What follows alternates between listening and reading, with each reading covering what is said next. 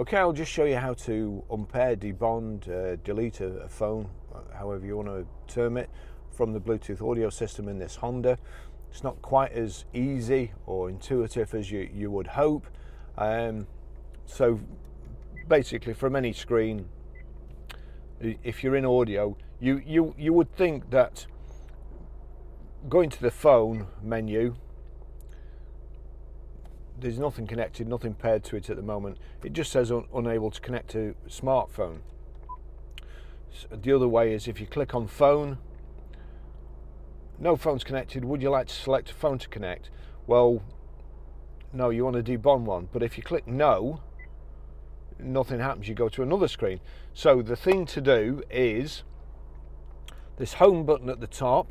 If you click on the home button, you'll see the six white dots in a white circle here. If you click on there, it brings up the another menu, and here you've got a hour radio, browser, calculator, calendar, clock, downloads, fuel, gallery. Click downwards and you've got Honda App Center, install app, music, parking, search, and settings, and settings is the one we want. So we click on settings, and then you've got Bluetooth here, and it looks like it's Bluetooth.